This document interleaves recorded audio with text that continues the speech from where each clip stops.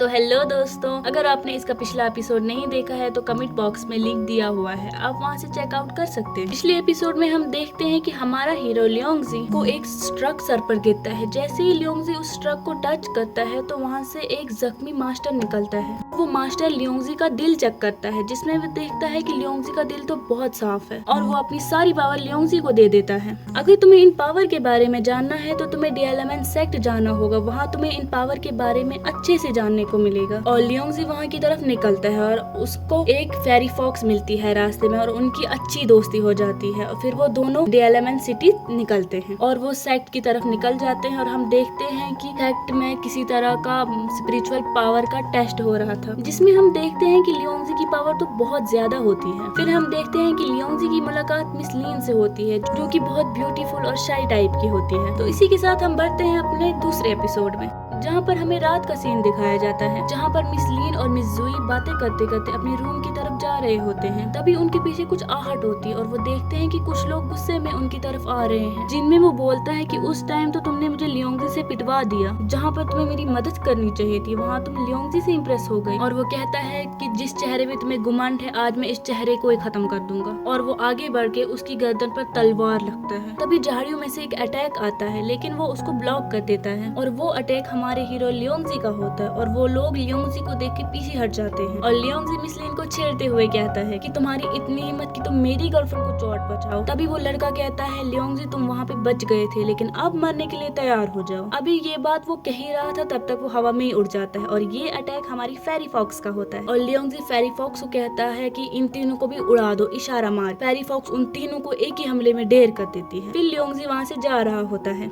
और तभी मिस लीन कहती है रुको, और लियोंगजी फ्लैग्स मारते हुए कहता है कि थैंक्स कोई जरूरत नहीं है। और मिस लीन कहती है ज्यादा फ्लैग्स मत मारो। और लियोंगजी पीछे मुड़ते हुए कहता है कि मुझे लगा कि तुम मुझे थैंक्स कहोगी। और सीनियर सिस्टर जुई कहती है कि तुम छुप छुप कर हमारा पीछा कर रहे थे। और ये सुनकर लियोंगजी कहता है कि मैं तो यहाँ पे कल्टीवेशन कर रहा था और मैंने आवाज सुनी और मैं यहाँ पे आ गया। इस पर मिस लीन कहती है कि मुझे लगता है कि लियोंगजी ठीक कह रहा है। और अब मिस जुई को लियोंगजी एक अच्छा इंसान लगने लगा है। और फिर मिस जुई लियोंगजी से कहती है कि कल तुम्हारा अगला टेस्ट है और इसके लिए तुम्हें कुछ बीस्ट को मारना होगा और उनमें से कुछ डिमन पिन निकालने हैं और उनको यहाँ पे लाना है। और ये टेस्ट सिटी में हर साल लिया जाता है और ये टेस्ट तुमसे और मिस लीन से भी लिया जाएगा और तुम दोनों को इस टेस्ट के लिए अच्छी तरह से तैयार रहना होगा और ज्यादा से ज्यादा इंफॉर्मेशन कलेक्ट करनी होगी। और फिर हमें दूसरे दिन ग्राउंड का सीन दिखाया जा रहा होता है, जहाँ पर मास्टर अयोकी सीरियस होकर कहते हैं कि जहाँ पर तुम जा रहे हो वहाँ पर खतरा है। और वो उनको टेलीपोर्टेशन कार्ड देता है और कहता है तुम सब अपना अपना आर्मर पहन लो और तुम जहाँ जा रहे हो वहाँ से तुम्हें डिमन पिल लाने होंगे और जिसके पास सबसे ज्यादा डिमन पिल होगा वही इस गेम का विनर होगा। और वो टेलीपोर्ट हो जाते हैं और हम देखते हैं कि हमारा हीरो लियोंगजी तो हवा में ही टेलीपोर्ट हो गया। और लियोंगजी कहता है ओ माय गॉड, मैं तो मरने वाला था। लियोंगजी उठता है और कहता है ये कोई तरीका है टेलीपोर्ट करने का। और लियोंगजी देखता है कि वहाँ पे और भी लोग होते हैं जो कुछ ढूंढ रहे होते हैं और हम देखते हैं कि मिस लीन भी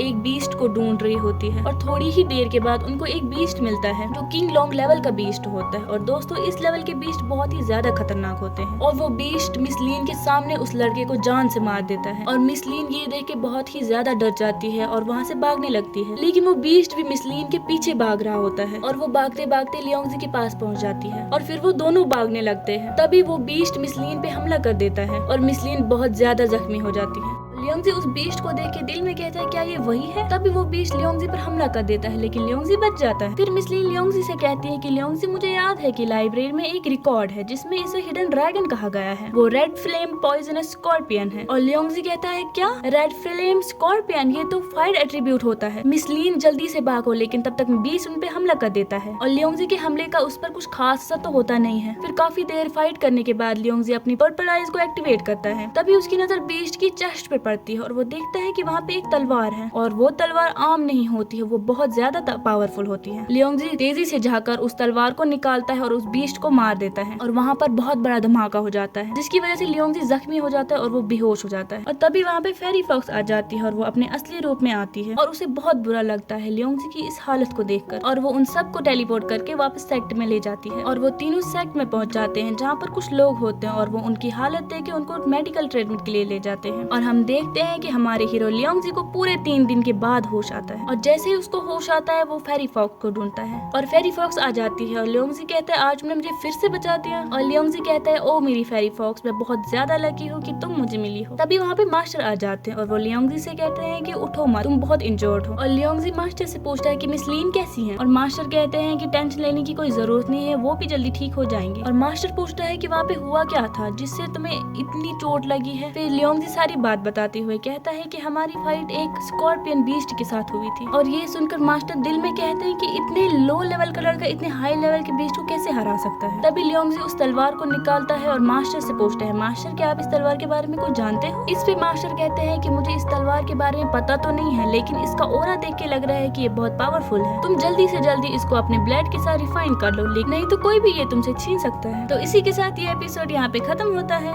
दोस्तों अगर आपको इसका नेक्स्ट पार्ट चाहिए तो सब्सक्राइब करें और कमेंट करना ना भूलें। तब तक के लिए बाय बाय।